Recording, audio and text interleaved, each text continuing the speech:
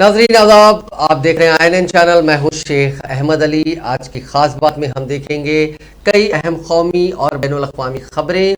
उत्तर प्रदेश में इतवार के रोज असेंबली इंतखाबात के थर्ड फेज की पोलिंग खत्म हो चुकी है। इस बार करीब 60% वोटिंग हुई। 2017 में इन्हीं 59 सीटों पर 62.21% पोलिंग हुई थी, यानी इस बार करीब 2% 2% कम वोटिंग हुई। 2012 में इन 59 सीटों पर 59.79% वोटिंग हुई थी। 2012 के मुकाबले में 2017 में वोटिंग में करीब 2.42% का इजाफा हुआ था। वहीं पंजाब की बात करें तो पंजाब की 117 सीटों पर पोलिंग खत्म हो चुकी है। इसमें सबसे चौंकाने वाली बात कम वोटिंग रही। 2017 में 77.2% के मुकाबले इस बार वोटिंग करीब 9% घटकर 68.3% रह गई। इसका सीधा इशारा ये माना जा रहा है कि पंजाब में बदलाव का इम्कान ज़्यादा नहीं है। ऐसे में इसी मुद्दे पर वोट मांग रही आम आदमी पार्टी और एंटी इनकम्बेंसी से जीत की आस में बैठे अकाली दल को झटका लगता दिख रहा है। हालांकि मालवा में बड़ी वोटिंग से कांग्रेस को भी सीधा फायदा नहीं हो रहा है।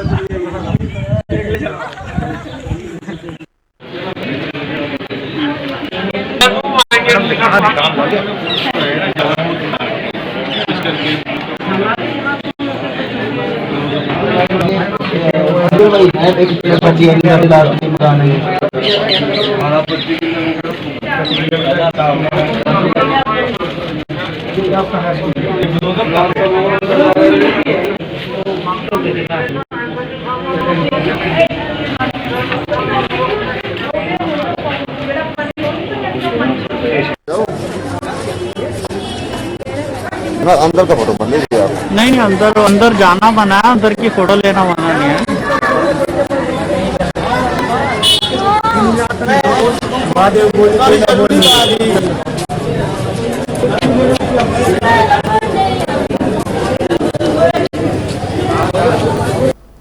उत्तर प्रदेश के पीलीभीत में इलेक्शन कमीशन के ओहदेदारान बंदरों की दहशत से परेशान हैं और इलेक्शन कमीशन को अब बंदरों के खिलाफ लंगूरों को मैदान में उतारना पड़ रहा है। दरअसल पीलीभीत में 23 फरवरी को पोलिंग होने जा रही है और पोलिंग में इस्तेमाल होने वाली ईवीएम्स और दीगर आलात को मंडी में रखा गया है, जहां बंदरों का बोलबाला है। इलेक्शन कमीशन की जानिब से वोटिंग मशीनों और दीगर आलात की निगरानी के लिए 50 से ज्यादा CCTV कैमरे लगाए गए थे, लेकिन बंदरों ने उन्हें तोड़ डाला।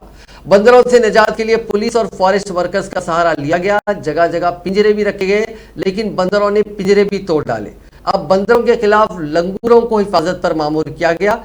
एक रिपोर्ट के मुताबिक पीलीभीत में इलेक्शन कमीशन के एहलकार पुलकित खरे ने कहा कि लंगूरों को मंडी में लाया गया है ताकि वहां रखे गए तमाम आलात को महफूज रखा जा सके। वहीं deputy regional forest officer Sher Singh ने इस हवाले से बताया कि यहाँ एक स्ट्रांग रूम बनाया गया और उसकी निगरानी के लिए CCTV कैमरे नस्ब किए गए हैं जो बंदरों ने तोड़ दिए थे। अब उनकी हिफाजत के लिए महकमे जंगलात की टीम और लंगूरों को तैनात किया गया है।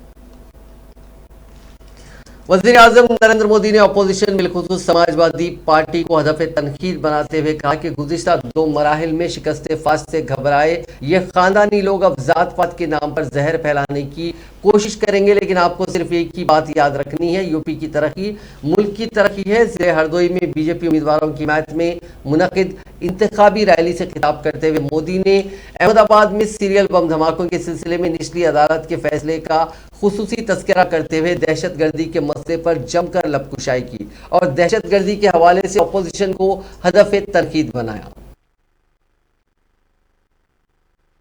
साथियों, हरदोई के लोग ये बात जानते हैं, अत्याचार, आतंक और छल कितने भी ताकतवर क्यों न हो जाए, सच्चाई के आगे वो टिक नहीं सकते। आप याद करिए, 5 साल पहले माफियावादियों ने यूपी का क्या हाल बना दिया था। व्यापारियों को व्यापार करने में डर लगता था, राहजनी, छिनेती, लूट आम बात हो गई थी। लोग कहते थे दिया बरे घर लौटाओ। ये कहते थे कि नहीं कहते थे? दिया बरे घर लौटाओ। हरदोई वालों ने वो दिन देखे हैं, कैसे इन लोगों ने कट्टा और सट्टा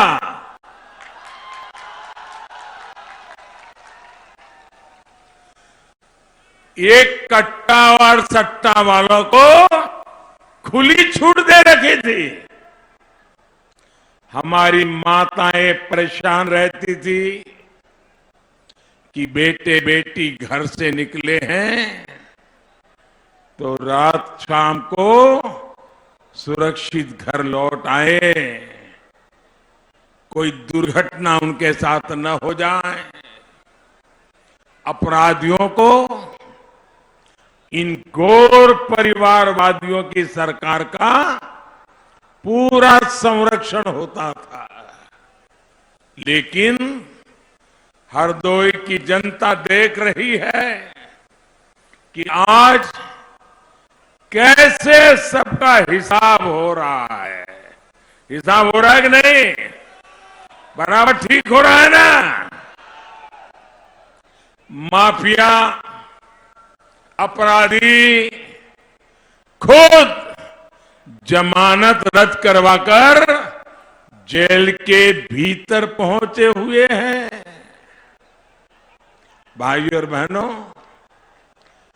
बुरी तरह चुनाव हार रहे इन घोर परिवारवादी अब जात पात के नाम पर जहर फैलाएंगे।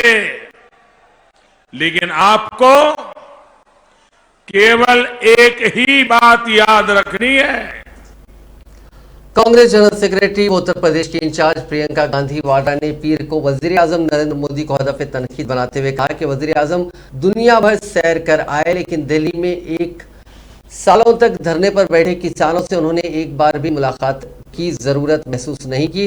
रायबरेली के जगतपुर में आज एक अवामी रैली से खिताब करते हुए कांग्रेस लीडर ने बेरोजगारी और महंगाई के मसले पर भी हुकूमत को घेरा। उन्होंने कहा कि वजीर आजम पूरी दुनिया में घूम सकते हैं, लेकिन उनकी रिहायशगाह से 10 किलोमीटर की दूरी पर बैठे किसानों से एक बार भी मुलाकात नहीं कर सकते। प्रियंका ने कहा कि जब किसान नहीं माने और इंतखाबात को सिर्फ 2 महीने बचे और उन्हें इस बात का एहसास हुआ कि तो बड़ा मसला बन सकता है, लिहाजा उन्होंने तीनों कवानीन वापस ले लिए। सिर्फ आपको गुमराह करने वाली राजनीति है। जो नेता हैं वो समझ नहीं रहे हैं कि उनका काम क्या है। वो सोच रहे हैं कि 5 साल बाद यहाँ आएंगे, धर्म की बातें करेंगे, आपके जज्बातों को उभारेंगे, आपको असुरक्षित महसूस कराएंगे, चाहे आप इस धर्म के हों या उस धर्म के हों, आपकी जाति की बात करेंगे और उनको तो वोट मिलना ही मिलना है। तो कोई ये नहीं सोच रहा है कि अगर मैं काम नहीं करूंगा, मैं रोजगार पैदा नहीं करूंगा, मैं छोटे दुकानदारों की मदद नहीं करूंगा, यहाँ की सड़कें नहीं बनाऊंगा, यहाँ के लिए शिक्षा के संस्थान नहीं बनाऊंगा, तो मुझे वोट नहीं मिलेगा। सब समझ रहे हैं कि धर्म के नाम पर, जाति के नाम पर आपसे वोट मांगेंगे, वोट मिल जाएगा, वो आगे बढ़ेंगे, फूलेंगे फलेंगे। उनके जितने भी मित्र हैं सत्ता में, बड़े बड़े उद्योगपति मित्र, वो फूलेंगे फलेंगे। और उनको तो यही चाहिए ना, उनको तो सत्ता में रहना है। उनका लक्ष्य है हम सत्ता में रहें किसी भी हालत में। तो उनका लक्ष्य पूरा हो रहा है। वो समझ रहे हैं कि जनता के सामने जनता तो पूछ नहीं रही है, जनता नहीं पूछ रही है कि भाई हमारी पाठशाला क्यों नहीं बनाई, हमने मेहनत की है अपने खेतों में, हमें उस मेहनत की कमाई हमें क्यों नहीं मिल रही है, जनता तो पूछ नहीं रही है। तो परिस्थितियां ऐसी कुछ अजीब सी बन गई है उत्तर प्रदेश में कि जितने भी राजनीतिक दल हैं उनके सारे नेता जानते हैं कि चुनाव के समय धर्म की बात हो, जाति की बात हो, उसी के आधार पर वोट मिल जाए, काम करने की कोई जरूरत नहीं होगी। सही है कि नहीं? समझ रहे हैं आप क्या हो रहा है? तो देश में क्या परिस्थिति है? किसान तंग है, परेशान है, कमा नहीं पा रहे हैं। वहां बड़े बड़े उद्योगपति 1000 करोड़ रुपए कमा रहे हैं। तो सिर्फ समाजवादी पार्टी के सरबराह अखिलेश यादव ने इतवार के रोज उन्नाव से काला धन और बैंकों के घोटालों को लेकर बीजेपी हुकूमतों को घेरा। उन्होंने लोगों से अपील की कि इंतखाबात के जरिए आपके पास मौका है, आप अपनी रियासत को बचा लो। इसके साथ ही उन्होंने ऐलान किया कि कोरोना वबा को देखते हुए नौकरियों में उम्र की हद बढ़ाने पर फैसला लेकर रोजगार देने की कोशिश की जाएगी। भगवंत नगर में एक इंतखाबी मीटिंग से खिताब करते हुए उन्होंने लोगों से बातचीत के अंदाज में पूछा कि क्या हिंदुस्तान का काला धन वापस आ गया। 28 बैंकों का 22,000 करोड़ लेकर लोग भाग चुके हैं, वो भी गुजरात के हैं। बीजेपी वाले उसे ढूंढ नहीं पा रहे हैं। उत्तर प्रदेश को अब आप ही बचा सकते हैं। कहां पहुंच गई अब सिलेंडर? जब दिया था तो 400 रुपए का दिया। ये गरीबों को समझते कि गरीब समझता नहीं है, ये गरीबों को भी धोखा देने वाले हैं। आप फ्री देंगे और आपको सिलेंडर दे दिया और बाद में बताओ सिलेंडर भराने के लिए कुछ पैसा दिया हो तो बता दो। कीमत बढ़ा दी। इसलिए याद कीजिए इनकी एक एक बात।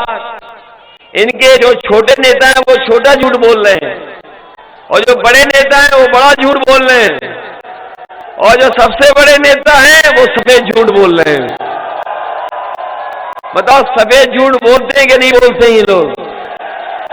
याद कीजिए वो नोटबंदी का समय कहा था कि रुपया अगर बंद हो जाएगा ये तो आतंकवाद भी खत्म हो जाएगा और भ्रष्टाचार भी खत्म हो जाएगा। सबने रुपया जमा करा दिया। बताओ भ्रष्टाचार खत्म हो गया क्या?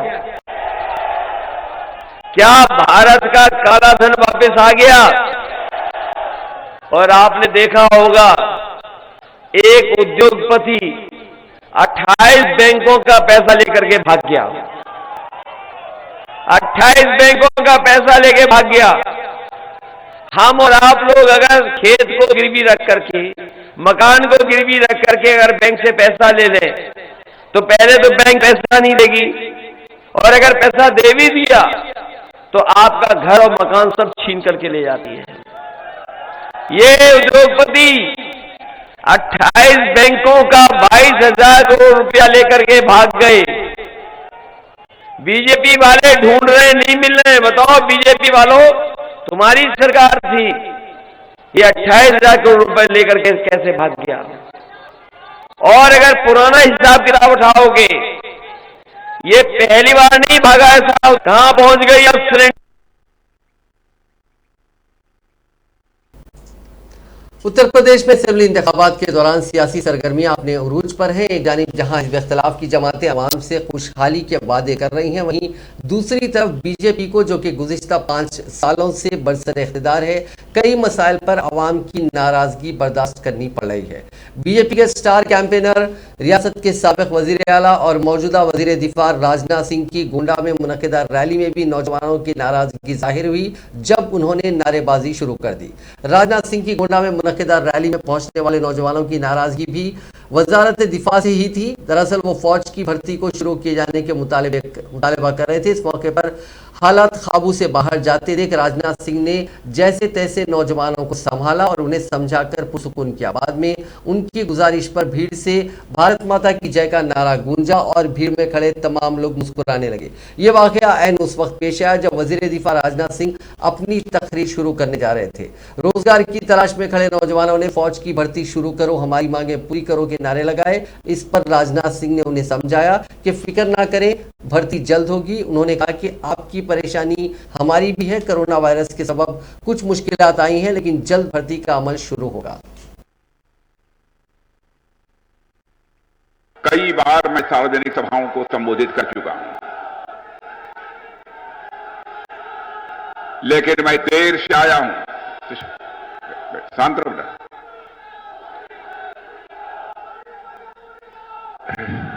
क्या सेना भर्ती चालू हो। अच्छा अच्छा, होगी होगी होगी होगी होगी होगी होगी होगी होगी, हाँ होगी होगी होगी होगी, चिंता मत। अरे भाई होगी, सुन जाओ।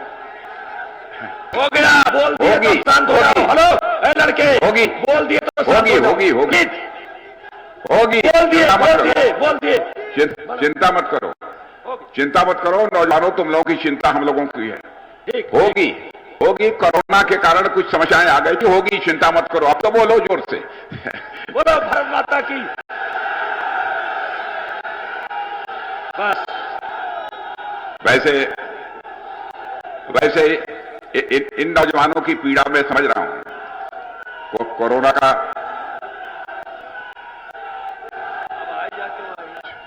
बस बस बस बस बस बस बस बस बस, अब चलो, हो गया हो गया हो गया हो गया। मेरे बहनों भाइयों, जैसा मैंने कहा कि इसके पहले भी इस स्थान पर मैं आ चुका हूं और सार्वजनिक सभाओं को मैं संबोधित कर चुका हूं। देर से आया हूं लेकिन मैं पूरी तरह से दुरुस्त आया हूं। आप लोगों ने बहुत ही गर्मजोशी के साथ तालियां बजाकर मेरा स्वागत किया है, अभिनंदन किया है। मैं जानता हूं भारत की परंपरा है और शिष्टाचार का तकादा भी है। स्वागत, सलाम दुआ और अभिनंदन कभी एक तरफा नहीं होना चाहिए। इसलिए मैं भी अपनी तरफ से शीश झुकाकर आप सभी बहनों भाइयों का हार्दिक अभिनंदन करता हूं।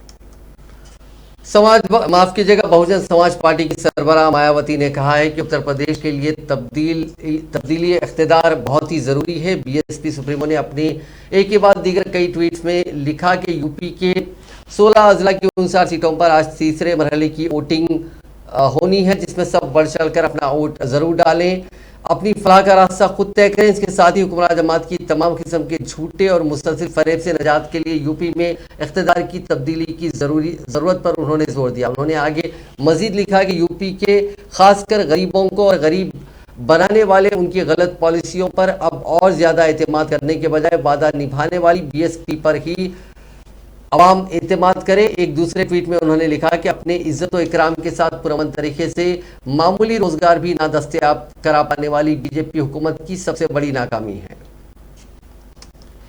पंजाब के वज़ीर आला चरणजीत सिंह चन्नी ने इतवार के रोज कहा कि पंजाब की अवाम कांग्रेस पार्टी को दोबारा इख्तिदार में वापस लाने का फैसला कर चुकी है। वोट डालने के लिए पोलिंग मरकज पर जाने से कबल मीडिया से बात करते हुए उन्होंने कहा कि हालात वाज़े हैं, अवाम कांग्रेस को वापस लाना चाहती है और हम 2/3 अक्सरियत की जानिब गामजन हैं। बॉलीवुड स्टार सोनू सूद पर पंजाब में बड़ा एक्शन हुआ है। इलेक्शन कमीशन ने उनकी गाड़ी जब्त कर पुलिस स्टेशन में बंद कर दी। इसके बाद उन्हें घर में रहने के लिए कहा गया। सोनू सूद पर इल्जाम है कि वो वोटिंग के दौरान बूथों और शहर में घूमकर वोटों को इन्फ्लुएंस कर रहे थे। सूद की बहन मालविका सूद मोगा सीट से कांग्रेस की टिकट पर इलेक्शन लड़ रही हैं। सोनू सूद ने इल्जाम लगाया कि मोगा सीट पर वोट खरीदे जा रहे हैं। सूद ने इलेक्शन कमीशन से कार्रवाई की भी मांग की। मोगा से अकाली दल के उम्मीदवार के पोलिंग एजेंट ने इलेक्शन कमीशन को शिकायत की कि सोनू सूद वोटरों को इन्फ्लुएंस कर रहे हैं। इसका पता चलते ही इलेक्शन कमीशन की टीम ने उनका पीछा शुरू किया, जिसमें इल्जामात की शुरुआती तस्दीक के बाद कमीशन की टीम ने उन्हें रास्ते में ही रोक लिया। उनकी कार जब्त कर ली गई और दूसरी गाड़ी से उन्हें घर भेज दिया गया। सोनू सूद के मामले में अब मोगा के district election officer Harish Nayyar ने एक रिपोर्ट तलब की है। अगर वाकई सोनू सूद के वोटरों को मुतासिर करने की बात की तस्दीक होती है तो उनके खिलाफ कार्रवाई हो सकती है। वजीर आजम नरेंद्र मोदी ने इतवार को अरुणाचल प्रदेश के 36वें यौम तासीस के मौके पर मुबारकबाद देते हुए कहा कि 21वें सदर में शुमाल मशरकी हिंदुस्तान मुल्क की तरक्की का इंजन बनेगा। मोदी ने अपने वीडियो पैगाम में कहा कि मेरा पुख्ता यकीन है कि शुमाल मशरक हिंदुस्तान का 21वीं सदी में मुल्क की तरक्की का इंजन बनेगा। अरुणाचल प्रदेश को तरक्की की रफ्तार देने के लिए पिछले 7 वर्षों में अहम काम किए गए हैं। कनेक्टिविटी और कनेक्टिविटी और बुनियादी ढांचे के शोबों में होने हुए काम रियासत में तिजारत और मामूलाती जिंदगी को आसान बना रहे हैं। शिष्य भूषण, अरुण किरण शिष्य भूषण, कंठ हिम की धारा, प्रभात सूरज चुंबित देश, अरुणाचल हमारा, अरुणाचल हमारा। भारत मां का राज दुलारा, भारत मां का राज दुलारा, अरुणाचल हमारा। साथियों, राष्ट्रभक्ति और सामाजिक सद्भाव की जिस भावना को अरुणाचल प्रदेश ने नई ऊंचाई दी है, अपनी सांस्कृतिक विरासत को जिस प्रकार आपने संजोया संवारा है, परंपरा और प्रगति को जिस प्रकार आप साथ साथ लेकर चल रहे हैं, वो पूरे देश के लिए प्रेरणा है। साथियों, आजादी के अमृत महोत्सव पर देश अरुणाचल प्रदेश के उन सभी शहीदों को याद कर रहा है जिन्होंने खुद को राष्ट्र के लिए समर्पित कर दिया। एंग्लो आबो युद्ध हो या फिर आजादी के बाद सीमा की सुरक्षा, अरुणाचल वासियों की वीरता की गाथाएं प्रत्येक भारतवासी के लिए अनमोल विरासत है।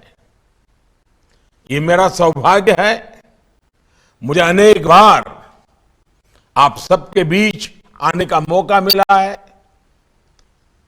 मुझे इस बात का भी बहुत शिष्य भूषण।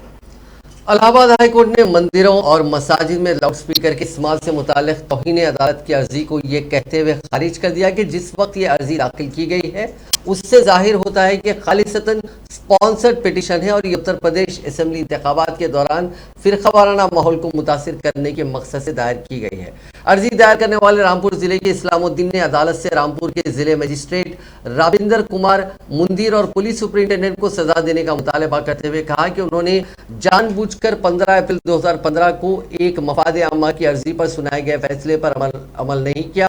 अदालत ने अपने पहले हुक्म में रामपुर जिले इंतजामिया और इलाकाई आलूदगी कंट्रोल बोर्ड को इस बात को यकीनी बनाने की हिदायत दी थी कि लाउडस्पीकर या किसी दूसरे आलात के इस्तेमाल से होने वाली सूती आलूदगी मुकर्ररा मियारात से ज़्यादा ना हो। इसे सूती आलूदगी के ज़ाब्ते और कंट्रोल एक्ट 2000 में तयशुदा मियारात के मुताबिक होना चाहिए। अर्जीगुजार के मुताबिक साल 2021 में कुछ लोगों ने मंदिरों और मसाजिद में लाउडस्पीकर का इस्तेमाल शुरू किया था, जिससे सूती आलूदगी हुई। लिहाजा उन्होंने 3 फरवरी 2022 को हाईकोर्ट में तौहीन अदालत की मौजूदा अर्जी दायर की ताकि 15 अप्रैल 2015 के अदालती हुक्म की तकमील को यकीनी बनाया जा सके। इसके जरिए अदालत के हुक्म की मुबैना तौर पर खिलाफ वर्जी करने पर मुताल्लिक़ अहलकारों को सजा देने की भी दरखास्त की गई थी। मध्य प्रदेश से बीजेपी रुकन पार्लियामेंट जनार्दन मिश्रा का एक इंतहाई मुतनाज़ा बयान सामने आया, जिसमें उन्होंने सफाई में रखना डालने वालों को फांसी की सजा देने का मुतालबा किया। उन्होंने एक तकरीब से खिताब करते हुए कहा कि जो लोग सफाई के काम में रखना डालते हैं उन्हें जीने का हक नहीं है, उन्हें फांसी होनी चाहिए। जनार्दन मिश्रा के इस बयान पर मबनी वीडियो सोशल मीडिया पर खूब वायरल हो रही है। दरअसल इंदौर में बने एशिया के सबसे बड़े बायो CNG प्लांट के वर्चुअल इजरा के दौरान रुकन पार्लियामेंट जनार्दन मिश्रा ने कहा कि जो लोग डस्टबिन में आग लगाते हैं, उन्हें तोड़ते हैं, उनको फांसी होनी चाहिए। इससे बड़ी बदकिस्मती हो ही नहीं सकती जो सफाई के काम में रखना डाले। ऐसे लोगों को जीने का ही कोई हक नहीं है। दुबई में भी IPL के तर्ज पर T20 लीग खेली जानी है। जल्द ही अमीरात क्रिकेट बोर्ड ECB इस लीग का ऐलान कर सकता है। शाहरुख खान इस लीग का हिस्सा बनने वाले हैं। IPL और कैरिबियन प्रीमियर लीग में शाहरुख खान पहले ही टीमें खरीद चुके हैं। ये उनकी तीसरी क्रिकेट टीम होगी। UAE में बड़ी तादाद में शाहरुख खान के फैन हैं, इस वजह से वो इस लीग में भी इन्वेस्ट करने वाले हैं। एक रिपोर्ट के मुताबिक टूर्नामेंट में 6 टीमें हिस्सा लेंगी। मुंबई इंडियंस के मालिक मुकेश अंबानी, दिल्ली कैपिटल्स के chairman Kiran Kumar Gandhi, Manchester United और कैप्री ग्लोबल कैपिटल लिमिटेड के फाउंडर राजेश शर्मा लीग के लिए टीमें खरीदने वाले हैं। अडानी ग्रुप से भी ECB की डील लगभग पक्की हो चुकी है। लीग को आईसीसी से रिकग्निशन भी मिल गई है और टूर्नामेंट का नाम यूएई T20 लीग रखा गया है।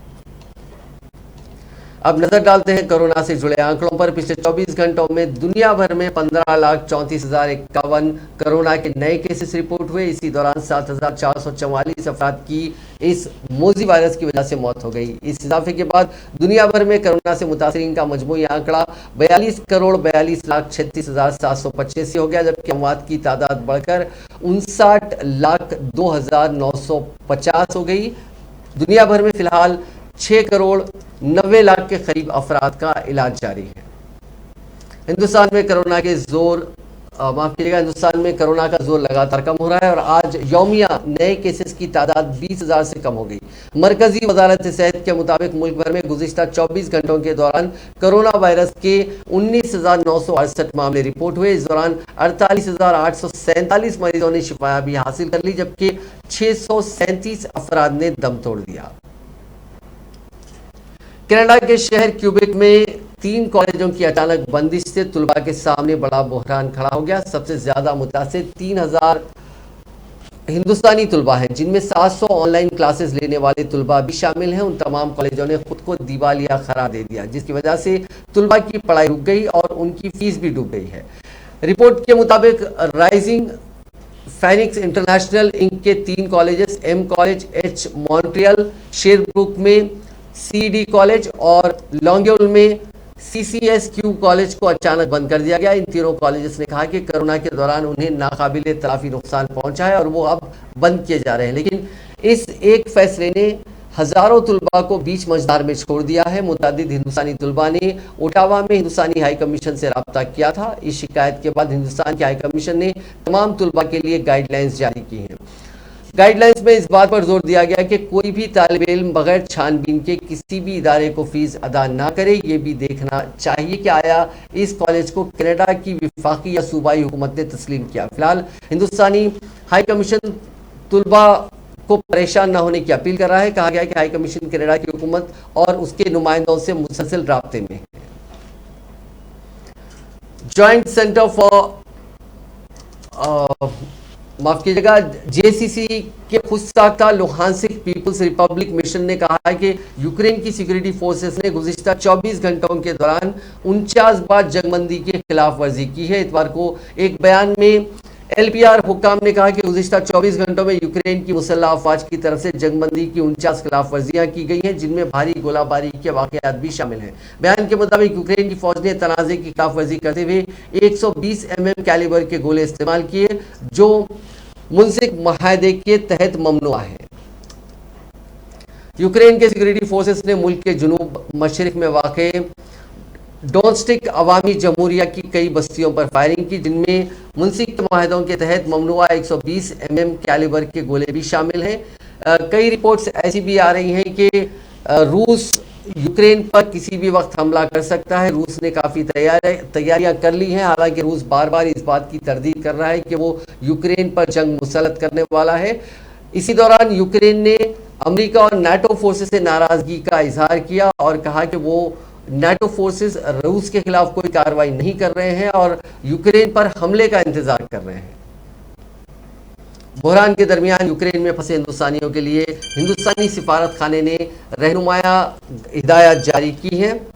यूक्रेन में जारी कशीदगी के पेश नज़र तमाम हिंदुस्तानी शहरी जिनका क़याम ज़रूरी नहीं समझा जाता और तमाम हिंदुस्तानी तुलबा को मशवरा दिया गया है कि वो आर्जी तौर पर यूक्रेन छोड़ दें। हिंदुस्तानी तुलबा को मशवरा दिया गया है कि वो चार्टर परवाज़ों के बारे में अपडेट्स के लिए मुतल्लिका तालिब इल्म कॉन्ट्रैक्टर से भी राब्ता कायम करें।